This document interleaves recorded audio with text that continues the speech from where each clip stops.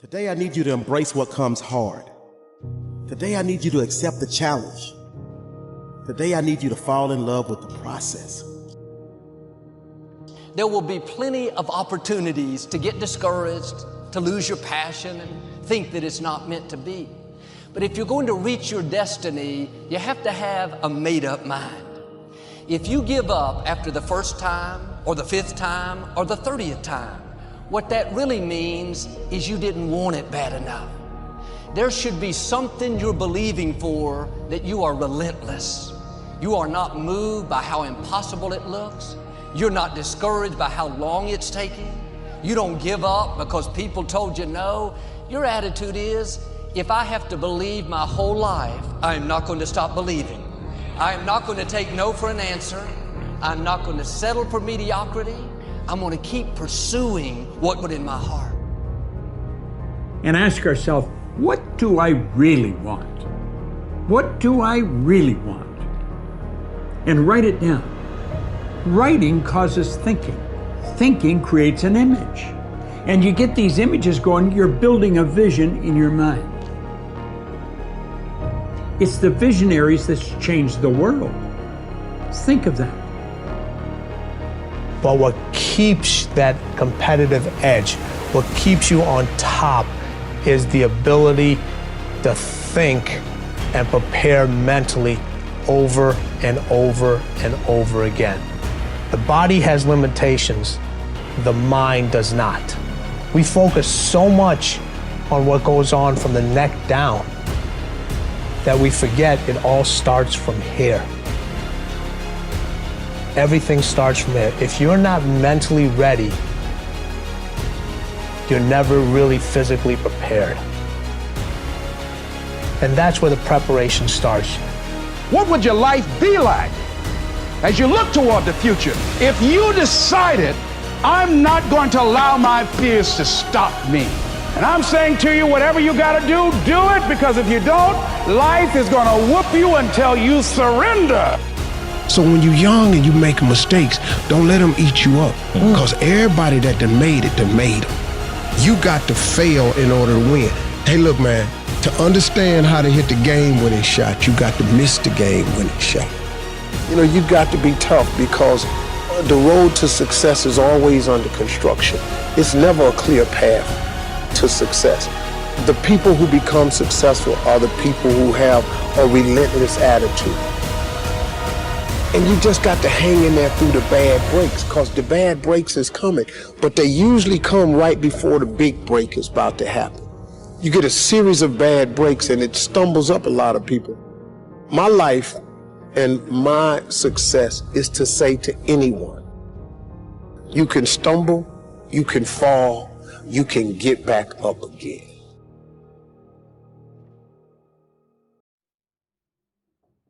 No matter what you face, no matter how bad it is going to be, when there is a challenge,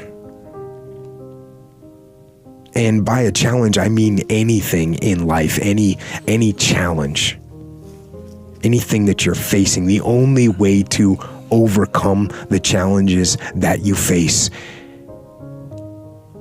is to start walking. Take that step every day, no matter what you are facing. Get up and start walking. I have the ability to see the end before the beginning even begins. And what that means is I know that to get to the very end, I can see it right now.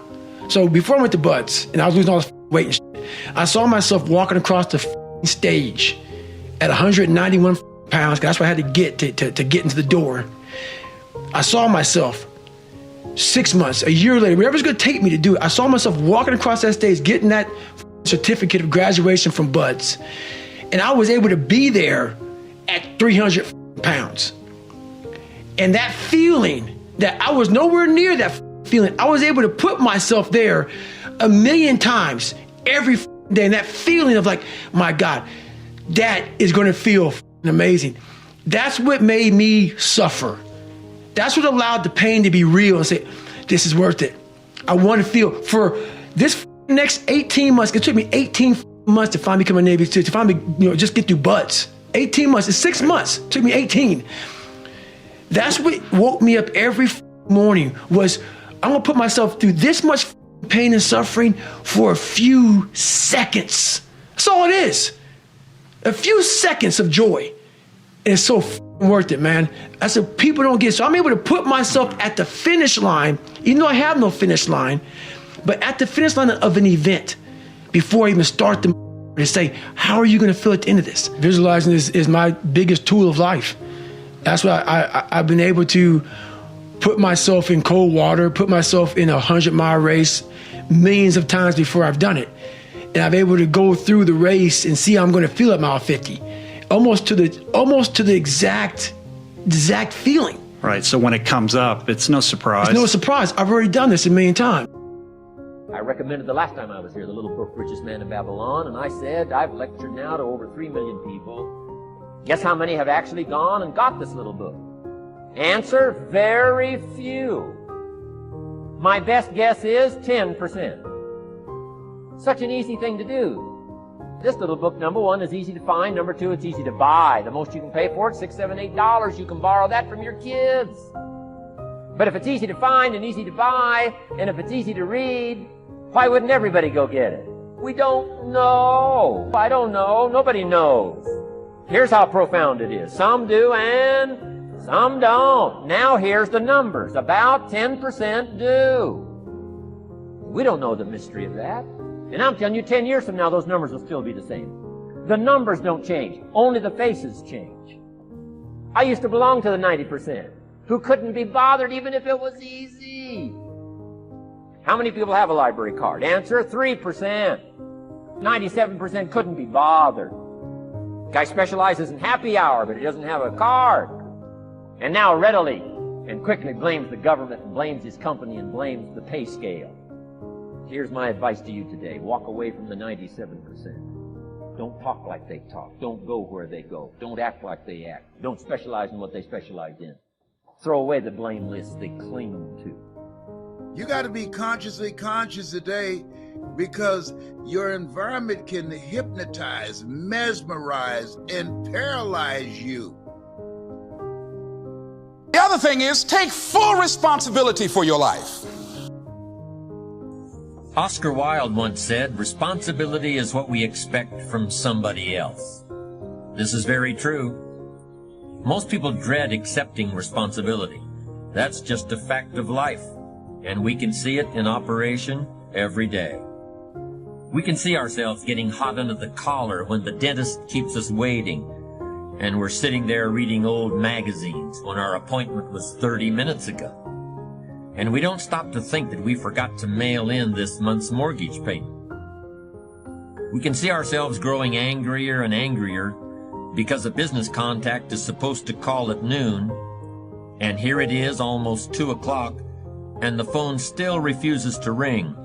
But we don't stop to think about the calls we ourselves have forgotten to return while we've been so busy fuming. We can see ourselves writing an angry letter to the airline because a flight was delayed, but we don't write an angry letter to ourselves when we're late for something, even though that might not be a bad idea at all.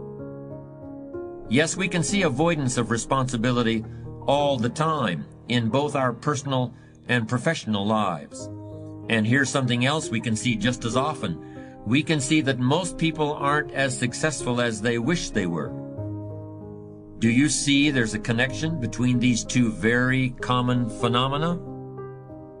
I certainly do, and by the end of this session, I hope you'll agree with me. I hope you'll understand that it's in your best interests to take responsibility for everything you do.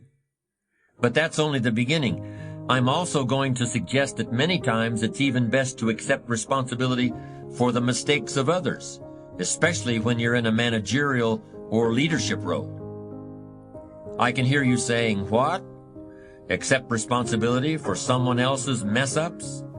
Why would I want to do something like that? Well, that's a fair enough question, and over the next few minutes, I'll try to answer it.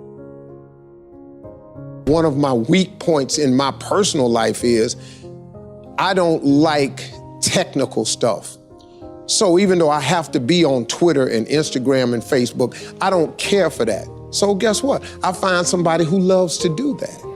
You know, I find somebody who has a strength where I have a weakness, and I partner with them. All you're trying to do is get to the goal.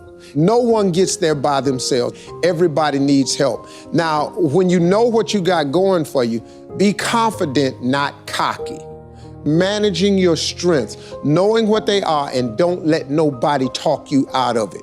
And that gets you fight ready. You get fight ready like that. You got to know you. Helps you develop your skills.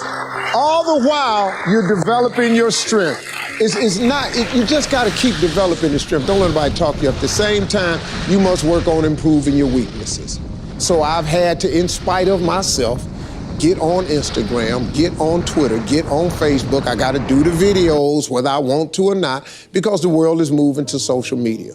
If I had as many followers as Kim Kardashian, I probably wouldn't even have to do this TV show.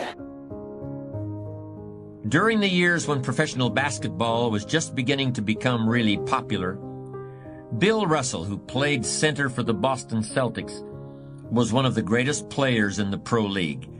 He was especially known for his rebounding and his defensive skills. But like a lot of very tall centers, Russell was never much of a free throw shooter. His free throw percentage was quite a bit below average, in fact. But this low percentage didn't really give a clear picture of Russell's ability as an athlete.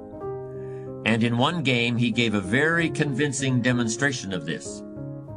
It was the final game of a championship series between Boston and the Los Angeles Lakers.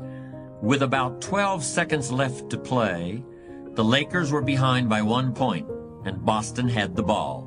It was obvious that the Lakers would have to foul one of Boston's players in order to get the ball back. And they chose to foul Bill Russell. This was a perfectly logical choice, since statistically, Russell was the worst free throw shooter on the court at that moment. If he missed the shot, the Lakers would probably get the ball back, and they'd still have enough time to try to win the game. But if Russell made his first free throw, the Lakers' chances would be seriously diminished, and if he made both shots, the game would essentially be over.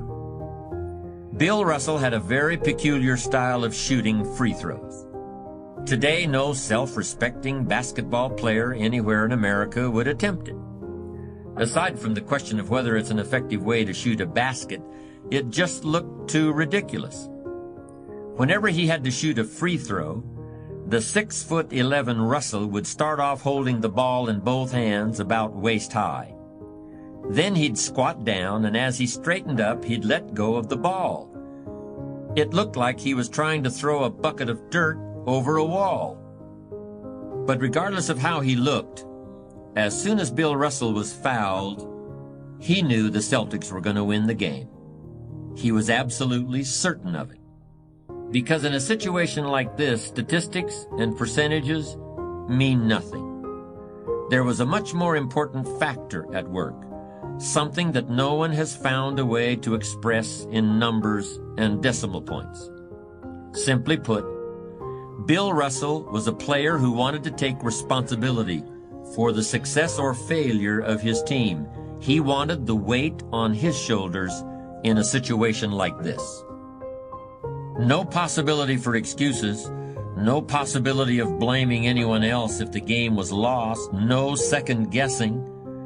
Bill Russell wanted the ball in his own hands and nobody else's. And like magic, even if he'd missed every free throw he'd ever shot in his life before this, he knew he was going to make this one. And that is exactly what happened. That is what virtually always happens when a man or woman accepts responsibility eagerly and with confidence.